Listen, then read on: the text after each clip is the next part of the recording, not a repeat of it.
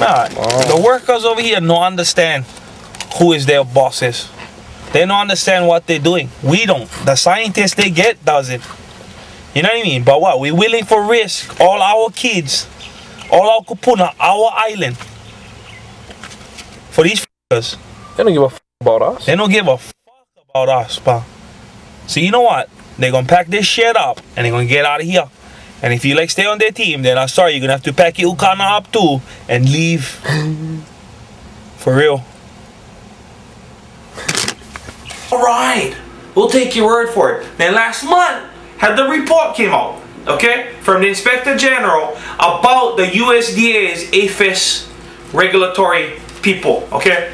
Inside this report, it said that APHIS was ineffective, lacks control, and lacks basic information.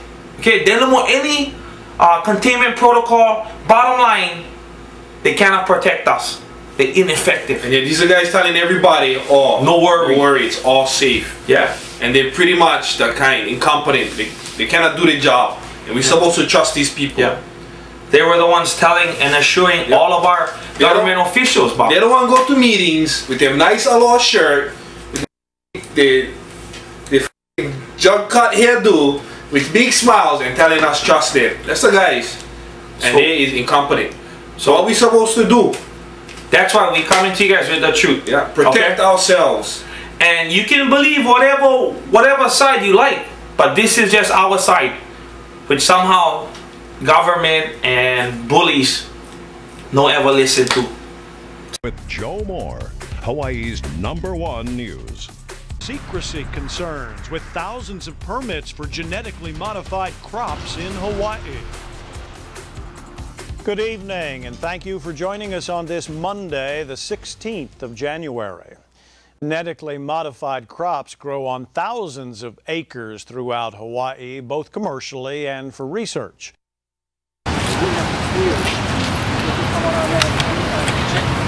Okay, we're back live with Paniola Prince. And we had this press conference for who? For me. What's it about? Genetically modified organisms like me. Where we went now? Yes, I'm in. What about you? Right now, Should I want to get in when you're in? we're going to the cornfield.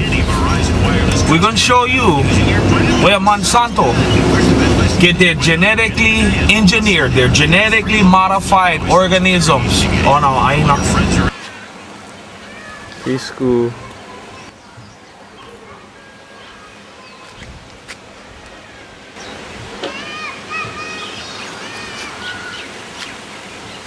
Right to the cornfield. GMOs! Then you're in with the right crowd. You know what? Talk all day without using up your plans minute.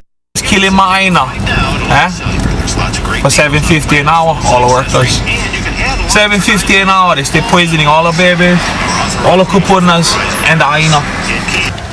Not only the kids get hit by the pollen of the GMO stuff, but the kids also get hit with any pesticides or fertilizers they spray in the field. When the wind blows, the dust, they coming all right downwind, right into our school, right by our baseball park. So when you get community events, this baseball park is filled with people and they're breathing in the dust.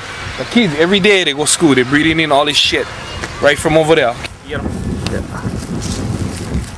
aloha. We now stay at Maui Community College, the Molokai branch. It's upwind of the cornfield. It's about 200 yards away from... No way, the cornfield start right here. But no, it's about 200 yards away from the elementary school. Yeah. Yeah, and we're going to show you guys where this cornfield is right now. So they even get this thing right next to our art school, right next to our college. So yeah, all the young adults breeding them in every day. Oh yeah, and look, give you a shot of where we get our kupuna. Look, right here is the place you park. And look, not even 30 feet away is the beginning of the cornfield. Look, we're right here. And we're not trespassing because we stay on the wheelie line. Look, right here is, look all this. The young windbreak. Open air lab right next to all our institutions. Yeah, and right there. Right there, that Home Pumihana. Yeah, Home Pumihana, which is that building right there, is for old folks. That's where the kupunas stay. And look how close, and they're downwind too of this stuff.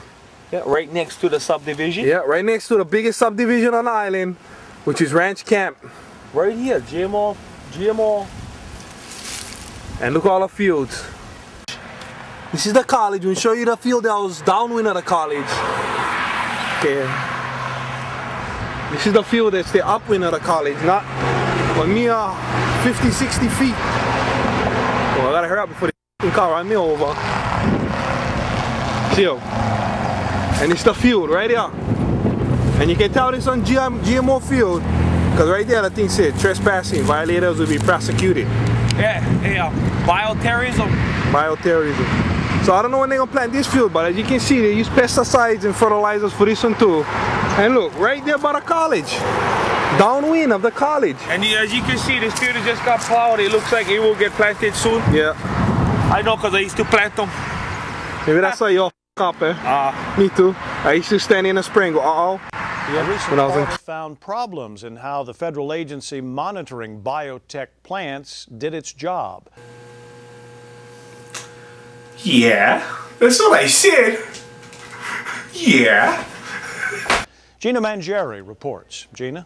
Joe, a new division to oversee biotech crops is already in place at the U.S. Department of Agriculture. But critics still have concerns about the level of secrecy for plant experiments. And we found permits for 2,000 such tests here since 1988. Several major biotech farms flourish in Hawaii. Syngenta's corn and soy fields are among them. This food is as good as regular food, in some cases not better. Better, advocates say, because despite being derived from science, they're good for nature. Tons of chemicals that are not used because we have GMO products. And that in itself is a savings to the environment. That's bullshit, bro. That's bullshit. Bullshit. You know why? Because according to these studies, these GMO crops, where they planted it, they get them Roundup resistant. So instead of having paying on one immigrant worker for go spray each weed individually in between the fields, they make the corn so the thing inject one gene for make them resistant to the Roundup, so they can spray the whole field one time. And they don't gotta pay workers for go spray each weed. Okay, but what happens is this corn, somehow the weeds growing around them, before they spray them, the thing start building up resistance to the Roundup. So they gotta spray twice as much Roundup. So now you're not using less chemicals, but you're using even more, and they get studies proving this, bro. So the guy bullshitting there. Yeah, so he's bullshitting, and as you can see, he look like one of those guys I was explaining about that with his shirt and his haircut. haircut. And he's still bullshitting us too. Genetically modified food is widespread, making up 90% of the corn products we eat and 40% of the soy. As people become more knowledgeable of the process, and I think they may find that it's not the terrible thing that some people think it is. Some people, like these Molokai residents. Half of us don't even know what a GMO is. We don't even know what we're growing over here. Experimental fields make up just hundreds of the nearly 4,000 biotech acres statewide. Their exact locations are known by only a select few. The companies say that's to protect from tampering and vandalism. And nobody's telling us anything. We are afraid for our health. We're afraid for our children's health. The cornfields surround our town. But they encourage careful monitoring of experimental plants. Like everything else, it's not perfect. And that's why we have these oversight groups monitoring, because mistakes can be made.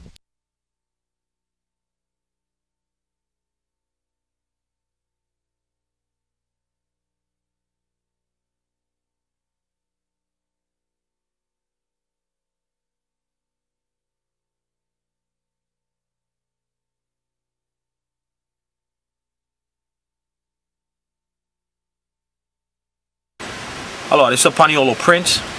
I'm here with Stephen Drucker. He's the director of the Alliance for Biointegrity. Mr. Drucker, I want to know what happens when GMO gets loose. Genetic pollution has a life of its own. It goes on and on and on.